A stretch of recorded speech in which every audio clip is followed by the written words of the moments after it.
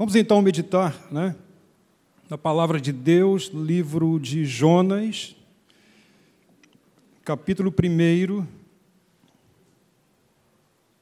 a partir do verso 1.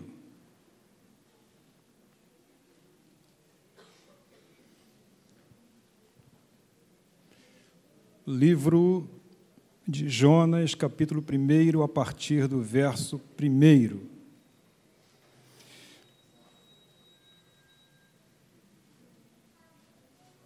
A palavra de Deus diz assim: veio a palavra do Senhor a Jonas, filho de Amitai, dizendo: dispõe-te, vai à grande cidade de Nínive e clama contra ela, porque a sua malícia subiu até mim. Jonas se dispôs, mas para fugir da presença do Senhor, para Tarsis, e tendo descido a Jope, achou um navio que ia para Tarsis. Pagou, pois, a sua passagem e embarcou nele para ir com eles para Tarsis, para longe da presença do Senhor. Mas o Senhor lançou sobre o mar um forte vento e fez-se no mar uma grande tempestade, e o navio estava a ponto de se despedaçar. Então os marinheiros, cheios de medo, clamavam cada um ao seu Deus e lançavam ao mar a carga que estava no navio para o aliviarem do peso dela. Jonas, porém, havia descido ao porão e se deitado e dormia profundamente. Chegou-se a ele o mestre do navio e lhe disse: que se passa contigo, agarrado no sono? Levanta-te e invoca o teu Deus. Talvez assim esse Deus se lembre de nós para que não pereçamos. E diziam uns aos outros: vinde, lancemos sortes para que saibamos por causa de quem nos sobreveio este mal. E lançaram sortes, e a sorte caiu sobre Jonas. Então lhe disseram: declara-nos agora por causa de quem nos sobreveio este mal. Que ocupação é a tua? De onde vens? Qual a tua terra? E de que povo és tu? Ele lhes respondeu: sou hebreu e temo ao Senhor, o Deus do céu, que fez o mar e a terra. Então os homens ficaram possuídos de grande temor e lhe disseram: que é isto que fizeste? Pois sabiam os homens que ele fugia da presença do Senhor, porque ele o havia declarado. Disseram-lhe: que te faremos para que o mar se nos acalme? Porque o mar se ia tornando cada vez mais tempestuoso. Respondeu-lhes: tomai e lançai-me ao mar, o mar se aquietará, porque eu sei que por minha causa vos sobreveio esta grande tempestade. Entretanto, os homens remavam, esforçando-se por alcançar a terra, mas não podiam, porquanto o mar se ia tornando cada vez mais tempestuoso contra eles. Então clamaram ao Senhor e disseram: ah, Senhor, rogamos-te que não pereçamos por causa da vida deste homem, e não faças cair sobre nós este sangue, quanto a nós inocente, porque tu, Senhor, fizeste como te aprouve. E levantaram a Jonas e o lançaram ao mar, e cessou o mar da sua fúria. Temeram, pois, estes homens em extremo ao Senhor, e ofereceram sacrifícios ao Senhor e fizeram votos. Deparou o Senhor um grande peixe para que tragasse a Jonas, e esteve Jonas 3 dias e 3 noites no ventre do peixe. Vamos orar? Senhor, muito obrigado. Obrigado por estarmos aqui nesta noite. Obrigado por tudo aquilo que o Senhor já fez por cada um de nós. Obrigado, Senhor, pela Tua graça. Obrigado, Pai, pelas Tuas misericórdias. Obrigado, Senhor, pela paciência que o Senhor tem tido para conosco. Nós louvamos o Teu nome. Nós Te agradecemos, Pai, por tudo. E pedimos que o Senhor também nos abençoe neste momento em que estaremos meditando aqui, o Pai, na Tua palavra. Pedimos que nós saiamos daqui alimentados por ela e que, através da Tua palavra, Pai, que mudanças possam acontecer em nossas vidas. Oramos assim, Pai, e Te agradecemos e oramos em nome de Jesus. O livro de Jonas é um livro bastante conhecido, não é? Nós aprendemos muito a respeito dele, até mesmo na escola dominical, quando crianças. Jonas, filho de Amitai, da tribo de Zebulon, né, de Gat-Efer, ele profetizou ali durante o reinado de Jeroboão II, o reino do norte. Ele foi contemporâneo de Oséias, de Amós. E nós conhecemos, né, um pouco da história dele, quando ele foi chamado para pregar em Nínive, capital da Síria, né, e nós sabemos que aquele reino era, na verdade, muito cruel, né? A Síria era uma grande ameaça para Israel, e eles já haviam chegado bem próximos a Israel, já haviam feito algumas incursões já, né, ao norte de Israel. E, na verdade, era um império muito temido, até mesmo por causa da crueldade, da maneira como eles invadiam as cidades, como eles matavam, né, com muita crueldade. E Jonas, ele é chamado para pregar aquele povo, ele é chamado para pregar na capital da Síria, em Nínive. E Jonas, na verdade, quando chamado para ir, ele não vai. Ele vai até Jope, ele pega um navio, ele quer ir para Tarsis, no sul da Espanha. Na verdade, ele não quer de forma alguma cumprir aquilo que Deus queria para a sua vida. E ele, então, entra no navio, e nós, né, já conhecemos um pouco, sabemos que veio uma tempestade, que Deus levantou ali um forte vento, uma grande tempestade naquele navio, e aquela tripulação e as pessoas que ali estavam, elas tentavam, de alguma forma, lutar para que o navio não afundasse, e elas estavam aliviando o navio da sua carga, e Jonas dormia profundamente. De repente ele é acordado, ele é questionado quanto o lugar de onde ele veio e qual era a sua função, o que ele fazia. E Jonas, então, ele se revela àqueles homens e se descobre que a causa de tudo aquilo que estava acontecendo era o próprio Jonas. E procurando, então, uma solução para que o mar se acalmasse, Jonas chega e diz: olha, me lancem no mar, e o mar ele vai se aquietar. Aqueles homens ainda tentaram lutar durante algum tempo, remando contra a tempestade, mas como eles viram que não estava dando certo, não estava solucionando o problema, eles lançam Jonas agora no mar, e vem um grande peixe e engole Jonas. Jonas, então, depois de um período ali no ventre daquele peixe, Deus então ordena o peixe, e Jonas é praticamente vomitado na terra. Ele entra agora em Nínive, ele prega, e quando ele prega, algo de extraordinário acontece, porque a população, né, se converte. Foi proclamado um grande jejum, e eles então se arrependem do mal que haviam feito. E Jonas, então, ele desgostoso com aquilo, porque ele esperava a destruição daquele povo, ele se entristece, e no capítulo 4, no verso de número 2, o texto diz assim: e orou ao Senhor e disse: Senhor, não foi isso o que eu disse, estando ainda na minha terra? Por isso me adiantei fugindo para Tarsis, pois sabia que és Deus clemente e misericordioso, e tardio em irar-se, e grande em benignidade, e que te arrependes do mal. Na verdade, Jonas, ele tinha sérios problemas com relação ao agir de Deus.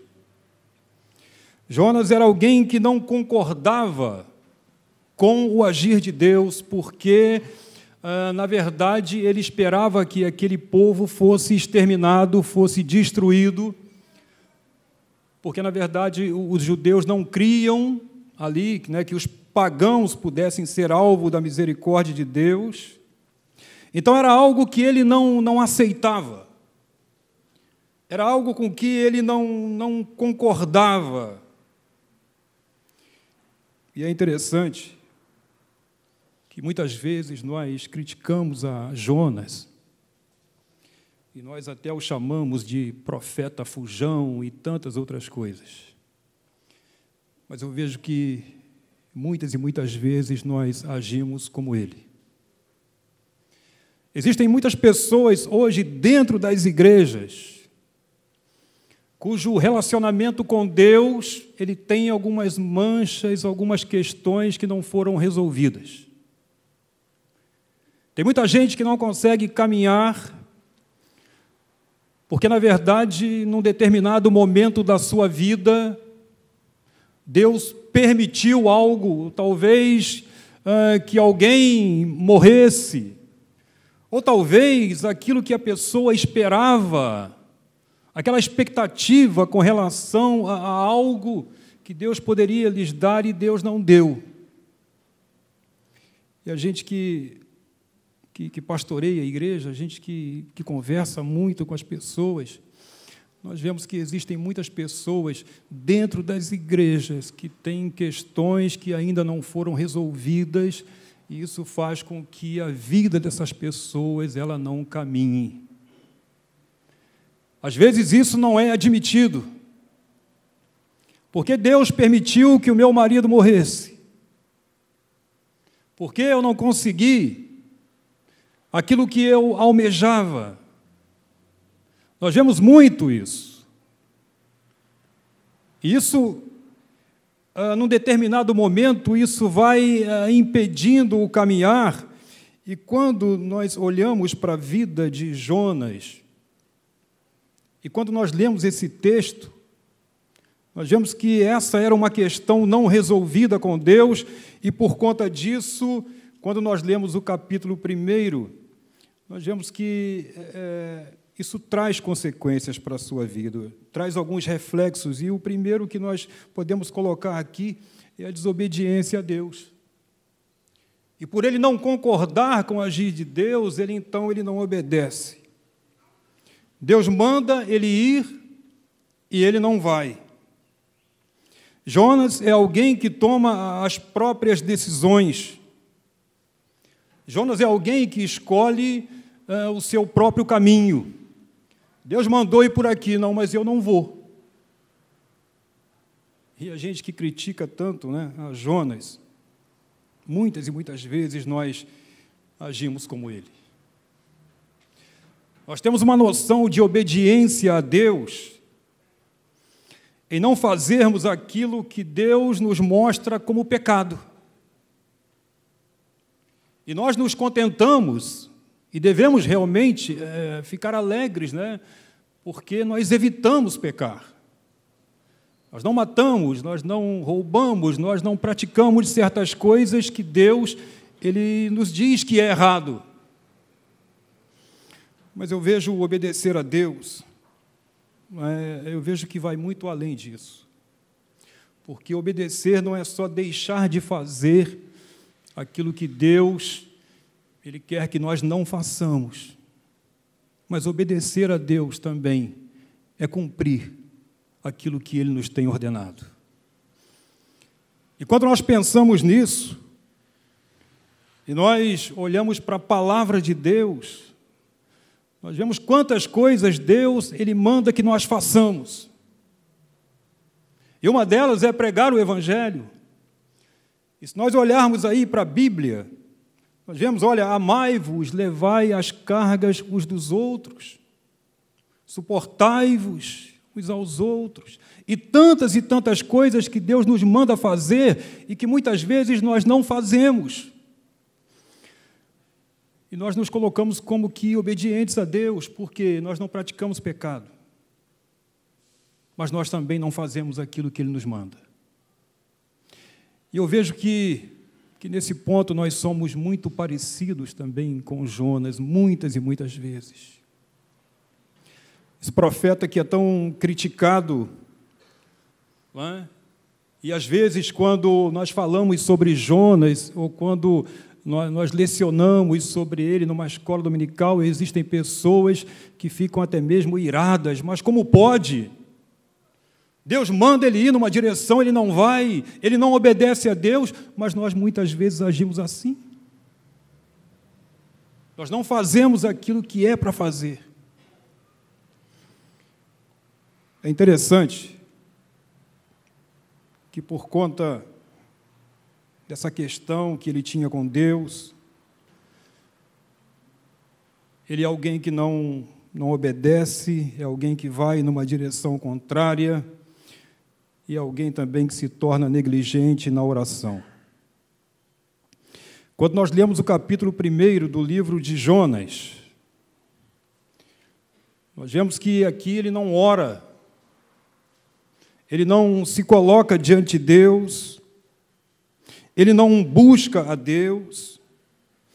Mas aí a pergunta que fica é como falar com alguém se o nosso relacionamento com aquela pessoa não está bem? Aí a gente fica pensando, Jonas não ora, porque ele não está bem com Deus. Ele tem algumas reservas quanto ao agir de Deus. E aí eu fico pensando, por que muitas vezes também os crentes não oram? Por que nós temos dificuldades, às vezes, em orar? Será que nós temos medo da vontade de Deus? Será que nós não oramos porque, se nós orarmos, Deus vai nos dar uma direção que nós não queremos? Por que crentes não oram?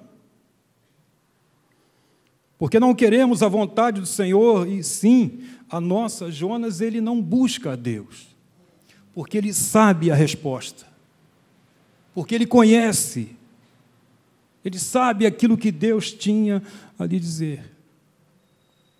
E ele então não ora. É alguém que não ora, e é alguém também que não intercede. Aqueles homens naquele barco, naquele navio, eles estavam desesperados, cada um orava ao seu Deus, buscando de alguma forma resolver aquela situação, se livrar daquele grande perigo, daquele naufrágio. E Jonas está ali, ele sabe do que está acontecendo, mas ele é alguém que não intercede, ele não ora nem por si, nem tampouco pelos outros. E nisso eu vejo que muitas e muitas vezes também nós somos parecidos com Jonas. Devido a algumas questões, nós não obedecemos à ordem de Deus, nós não oramos, nós também não intercedemos. Jonas é uma pessoa insensível ao sofrimento daqueles que estão ali à sua volta. Homens desesperados, uma situação crítica, e ele está alheio a tudo aquilo. Ele dorme, a situação está ali, o perigo está ali, e Jonas é alguém que dorme. No original, o sentido é que ele roncava. Então, ele é despertado, ele é questionado. O texto que nós lemos no verso 6, lá no finalzinho, quando é dito, olha, levanta-te e invoca o teu Deus. Talvez assim esse Deus se lembre de nós para que não pereçamos.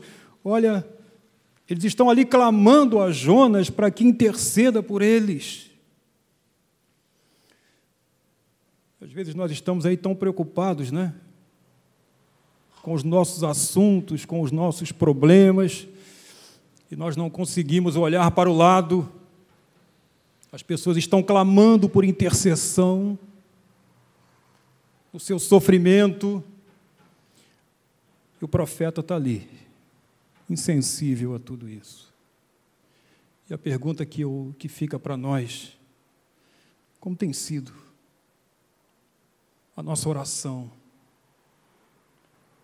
Oramos por nós mesmos, buscando saber a vontade do Senhor, Ou será que nós não oramos porque já sabemos que a vontade dele vai ser contrária à nossa? Intercedemos por aqueles que sofrem, ou estamos ali, preocupados com os nossos assuntos não resolvidos com Deus, enquanto as pessoas estão a perecer?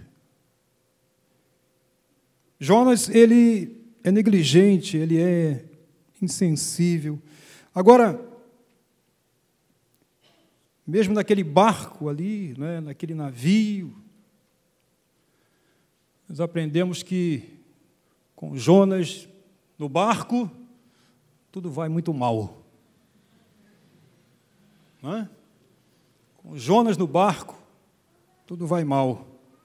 Eu conheci alguém que dizia que o crente, fora da presença de Deus, fora da comunhão com Deus, ele dá azar aos incrédulos.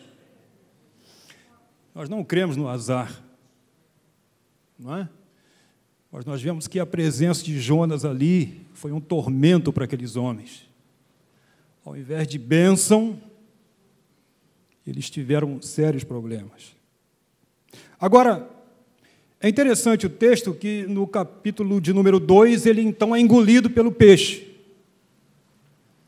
Esse peixe talvez um cachalote, né, que é um peixe grande, enfim. Mas é interessante que quando ele é engolido pelo peixe, então no capítulo 2, no verso 1, o texto diz: então Jonas, no ventre do peixe, orou ao Senhor. Agora ele ora. Agora ele busca a Deus. Depois de engolido pelo peixe, ele ora.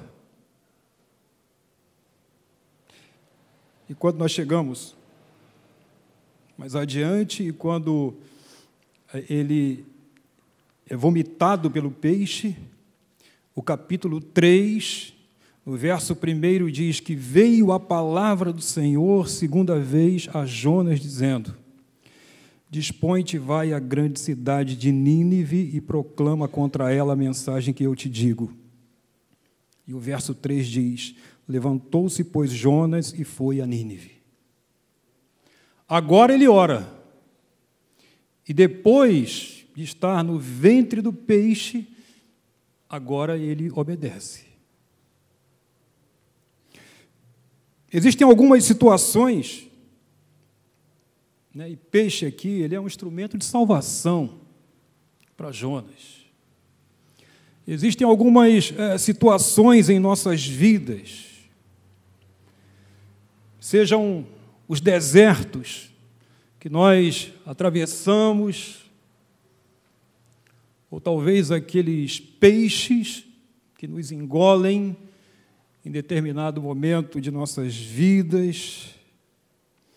E aqui, ele no ventre do peixe é o lugar onde ele se sente só. Assim como muitas vezes nós também, em determinadas situações.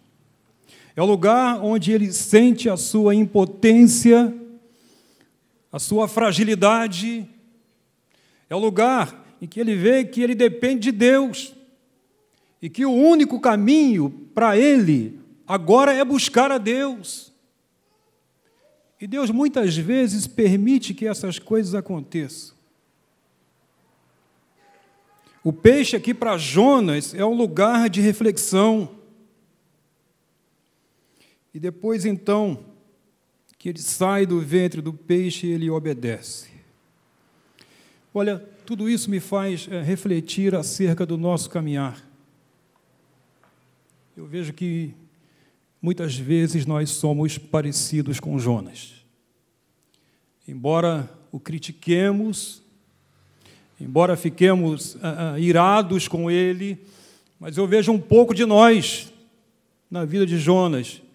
Talvez, né, existam exceções, eu creio até que elas existam, mas de algum modo eu posso ver um pouco de tudo isso na vida de muitos de nós,